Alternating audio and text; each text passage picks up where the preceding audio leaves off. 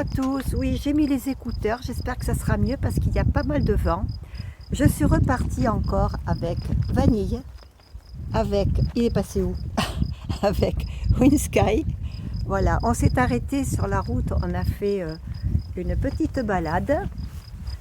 Là, je vais vous montrer quelque chose, je suis sur la voie du littoral. Tu viens Winsky? Suis-moi. Voilà, je fais attention parce qu'il y a des voitures. Voilà, vous allez voir. Vous allez voir. Regardez.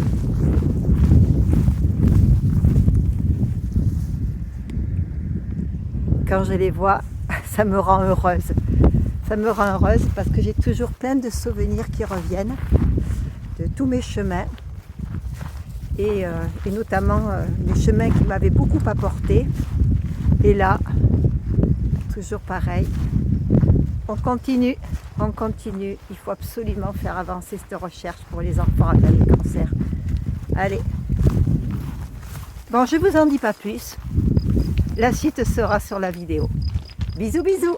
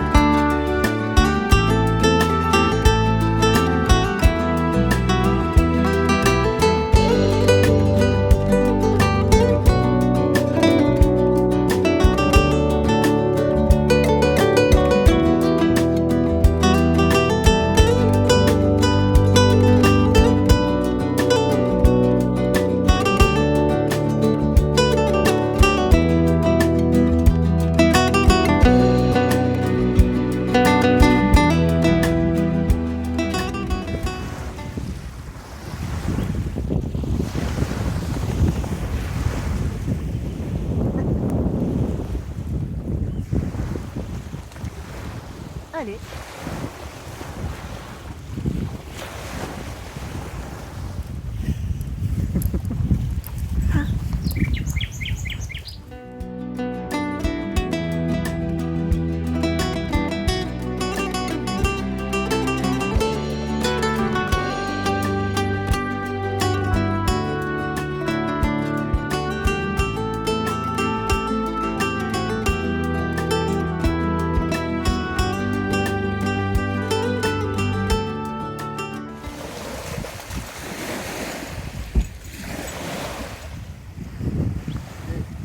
Allez, Winsky, on y va?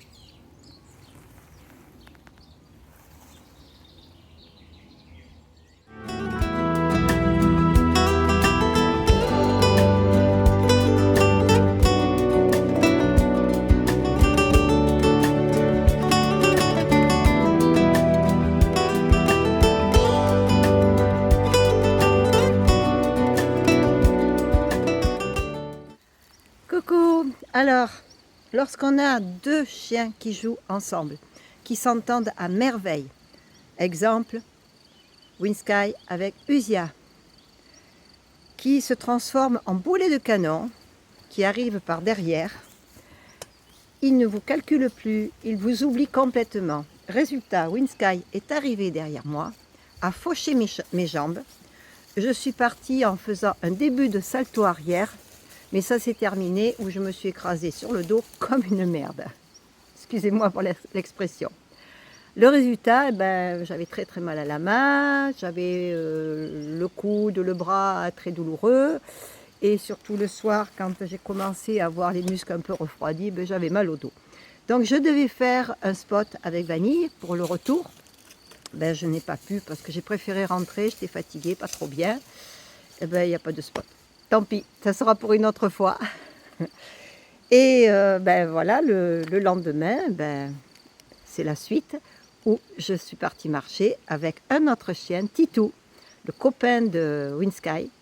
Ils s'amusent comme des fous. Alors là, cette fois-ci, je suis méfiante. Quand ils sont derrière moi, qui courent comme ils font la course, quoi. Je ne sais pas ce qu'ils font. Et voilà, hop, ça y est, ils courent encore. On ne les a pas vus là. Mais bon, je les ai filmés, vous allez voir ça. Allez, et puis la suite, je vais vous montrer mes nouvelles guêtres. Je ne peux pas vous montrer comme ça. Mes nouvelles guêtres, je vais vous expliquer ce que j'ai fabriqué et qui sera bien plus pratique et pourquoi j'ai fait ça. Allez, à tout à l'heure.